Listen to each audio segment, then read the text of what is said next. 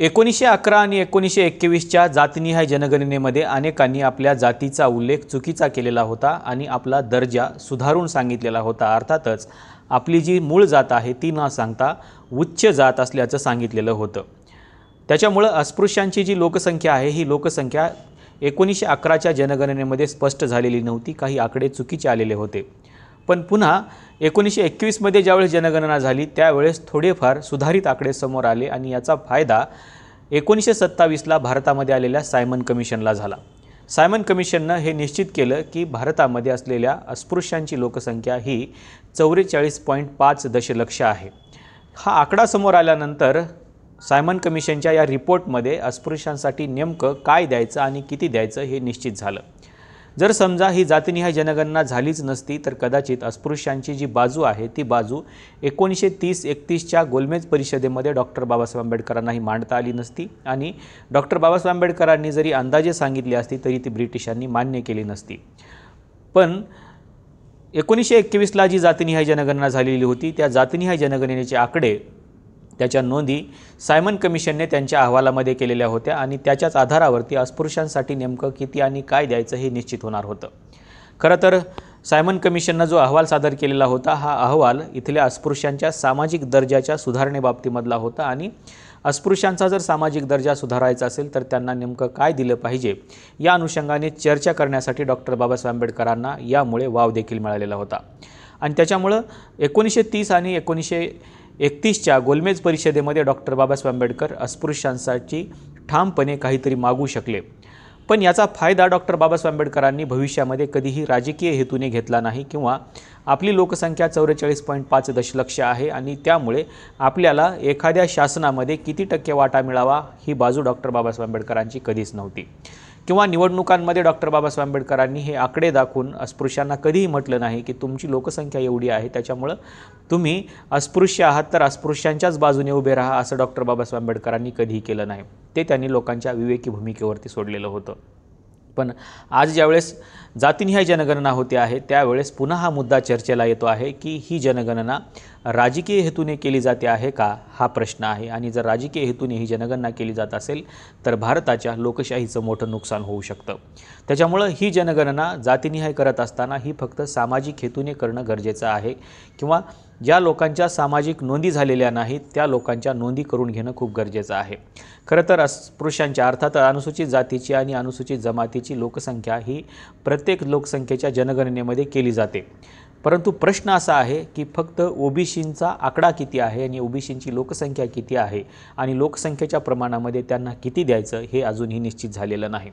आज आपण भारतीय स्वातंत्र्याचा आणि भारतीय संविधानाचा अमृत महोत्सव साजरा करत आहोत। अर्थातच आपण आपल्या हातामध्ये सरकार घेऊन जवळपास 75 वर्ष झालेली आहेत, पण तरीही आपल्याला ओबीसींचा आकडा माहिती नाही आणि म्हणूनच डॉक्टर बाबासाहेब आंबेडकरांचा देखील हा प्रयत्न होता की अस्पृश्यांच्या बरोबरच अर्थातच अनुसूचित जातीच्या आणि अनुसूचित जमातीच्या बरोबरच ओबीसींचा आकडा देखील आपल्याला माहीत असणं गरजेचं आहे। आणि म्हणूनच 1946 ला त्यांनी ज्यावेळेस शूद्रपूर्वी कोण होते हा ग्रंथ लिहिला त्या ग्रंथाच्या प्रस्तावनेमध्येच त्यांनी ओबीसींच्या जातीनिहाय जनगणनेची मागणी केलेली आपल्याला पाहायला मिळते। जर ओबीसीची जातीनिहाय जनगणना झाली तर ओबीसींना नेमकं किती आणि काय द्यायचं हे निश्चित होऊ शकतं, तोपर्यंत हे निश्चित होणार नाही हे डॉक्टर बाबासाहेब आंबेडकरांना माहीत होतं आणि म्हणून त्यांना असं वाटत होतं की स्वातंत्र्याच्या पूर्वीच खरं तर हे आकडे समोर येणं गरजेचं होतं। पण तरी डॉक्टर बाबासाहेब आंबेडकरांना अशी अपेक्षा होती की भविष्यामध्ये येणाऱ्या एखाद्या जनगणनेमध्ये तरी किमान ओबीसीचा आकडा समोर आला पाहिजे आणि म्हणून तशा दृष्टिकोनातून त्यांनी प्रयत्नही सुरू केलेले होते। 1946 ला ज्यावेळेस डॉक्टर बाबासाहेब आंबेडकर शूद्रपूर्वी कोण होते हा ग्रंथ लिहित होते त्यावेळेस त्यांनी भाऊरावांना एक पत्र लिहिलेलं आहे आणि भाऊरावांना लिहिलेल्या पत्रामध्ये त्यांनी असं म्हटलेलं आहे की स्वातंत्र्याचा सूर्य आता उगवत आहे, अर्थातच स्वातंत्र्य जवळ येत आहे, स्वातंत्र्यापूर्वीच आपल्याला आपला शूद्रपूर्वी कोण होते हा ग्रंथ प्रकाशित होणं गरजेचं आहे। कारण जर शूद्रांची ओळख झालेली आहे तर आपल्याला त्यांच्यासाठी काहीतरी मागता येऊ शकतं, पण जर शूद्रांची ओळखच झाली नाही तर आपल्याला त्यांच्यासाठी काहीही मागता येणार नाही। अस्पृश्यांची ओळख झालेली आहे, अस्पृश्यांची जनगणना झालेली आहे, अस्पृश्यांचे आकडे समोर आहेत आणि त्याच्यामुळे अस्पृश्यांसाठी आपण त्यांना नेमकं काय पाहिजे हे मागू शकतो, परंतु शूद्रांसाठी मात्र आपल्याला काहीही मागता येणार नाही। आणि त्याच्यामुळे शूद्र ही जी ओळख आहे ही ओळख आपल्याला अगोदर पटवून देणं गरजेचं आहे। आणि मग भाऊरावांना लिहिलेल्या पत्रामध्ये डॉक्टर बाबासाहेब आंबेडकर म्हणतात की शूद्र म्हणजे नेमके कोण, तर शूद्र म्हणजे इतर मागासवर्गीय अर्थातच डॉक्टर बाबासाहेब आंबेडकरांना त्यांना ओबीसी असं म्हटलेलं आहे. आणि म्हणून या ओबीसींची ओळख पटणं गरजेचं आहे. जोपर्यंत ओबीसींची ओळख पटणार नाही तोपर्यंत आपण या ओबीसीला काहीही देऊ शकणार नाही असं डॉक्टर बाबासाहेब आंबेडकरांना वाटत होतं. आज ही ओबीसींची तीच अवस्था आहे. आज ओबीसीला अर्थसंकल्पामध्ये आपण जर बघितले तर 1 पैसा ते 15 पैसे एवढंच बजेट एका ओबीसीला मिळतं. त्याच्यामुळं 15 पैशाच्या पुढं ओबीसीचं बजेट अजूनही गेलेलं नाही. हालाकी भारतामध्ये ओबीसींची लोकसंख्या 52% आहे असं अंदाजे सांगितलं जातं, ते निश्चित नाही आहे.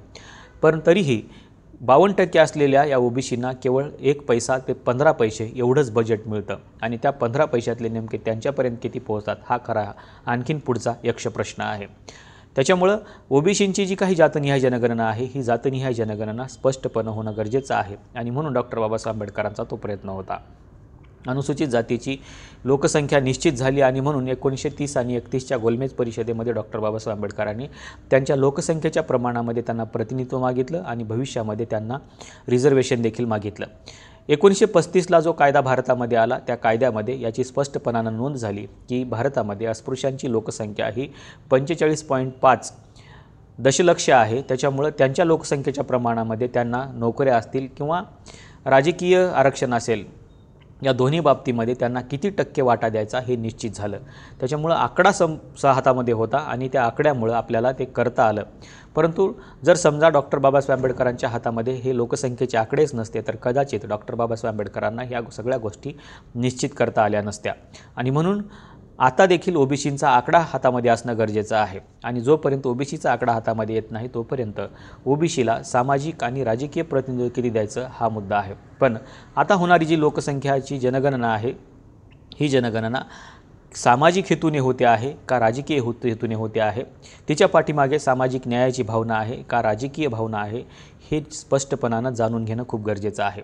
जर समजा राजकीय हेतूने झाली तर याच जातीचे आकडे आपल्याला या राजकारणामध्ये आलेले पाहायला मिळतात आणि या आकड्यामुळे कदाचित या देशातल्या सामाजिक लोकशाहीचं जे गणित आहे हे गणित बिघडू शकतं. पण राजकीय लोकशाही जी आहे या राजकीय लोकशाहीमध्ये या जातीचा प्रचंड मोठ्या प्रमाणामध्ये शिरकाव होऊ शकतो. सध्याही झालेला आहे. परंतु भविष्यकाळामध्ये जी काही लोकसंख्या किंवा त्याचे जे आकडे समोर येणार आहेत त्या आकड्यामुळं कुठल्या मतदारसंघामध्ये कोणत्या जातीची किती लोकसंख्या आहे आणि कोणता उमेदवार द्यायचा हे निश्चित होऊ शकतं. त्याच्यामुळं हा एक धोका आहे की भविष्यामध्ये ज्या जातीचं प्रतिनिधित्व त्या मतदारसंघामध्ये जास्त आहे त्यांना उमेदवारी दिली जाऊ शकते. 2026मध्ये परिसीमन होणार आहे मतदारसंघाचं आणि ते परिसीमन झाल्यानंतर अनेक मतदारसंघामध्ये वाढ होणार आहे. लोकसभेच्याही मतदारसंघामध्ये वाढ होणार आहे आणि विधानसभेच्याही मतदारसंघामध्ये वाढ होणार आहे. कदाचित मतदारसंघ छोटे छोटे देखील होऊ शकतात परंतु त्या मतदारसंघामध्ये असलेली जी जातीची लोकसंख्या आहे ती लोकसंख्या माहीत झाल्यानंतर त्याच जातीला प्रतिनिधित्व द्यायचं किंवा त्याच जातीला उमेदवारी द्यायची अशी एक स्पर्धा लागू शकते आणि या जातीच्या आकड्यामुळं हे जातीचं राजकारण प्रचंड मोठ्या प्रमाणामध्ये वाढण्याची शक्यता आहे. जर समजा या जातीचं राजकारण वाढू द्यायचं नसेल तर हे आकडे गोपनीय असणं गरजेचं आहे. परंतु गोपनीय हे राहणार नाहीत कारण आपल्या देशामध्ये काहीही गोपनीय राहत नाही आणि ज्यावेळेस आपल्याला सामाजिक न्यायाच्या दृष्टिकोनातून त्यांच्यासाठी काहीतरी द्यावं लागेल त्यावेळेस ते आकडे देखील जाहीर करावे लागतील. त्याच्यामुळं लोकसंख्येच्या या जातीनिहाय जनगणनेचा हा एक प्रचंड मोठा धोका आपल्यासमोर आहे. पण हा धोका पार करून जर आपण सामाजिक न्यायाच्या भावनेमधून जर या आलेल्या आकड्यावरती काम केलं जसं डॉक्टर बाबासाहेब आंबेडकरांनी 1931 आणि 1930च्या गोलमेज परिषदेमध्ये केलेलं होतं त्याच पद्धतीनं जर आपण भविष्यामध्ये याच्यावरती काम करू लागलो तर कदाचित निश्चितच ही लोकसंख्येची जनगणना जी आहे ही जनगणना भारताच्या फायद्याची असेल. परंतु जर या जातीनिहाय जनगणनेचा हा राजकीय हेतूसाठी केला जाऊ लागला आणि ही जनगणना जर राजकीय हेतूसाठी केली जाऊ लागली तर या देशातल्या लोकशाहीला धोका निर्माण होऊ शकतं. आपल्याला नेमकं या जातीनिहाय जनगणनेबद्दल काय वाटतं हे सांगायला विसरू नका. जातीनिहाय जनगणनेचे नेमके सामाजिक फायदे काय आहेत आणि आर्थिक फायदे काय आहेत आणि त्याचबरोबर राजकीय लोकशाहीला कोणता धोका आहे हे देखील सांगायला विसरू नका. आजच्या व्हिडिओमध्ये आपण इथेच थांबूया. धन्यवाद.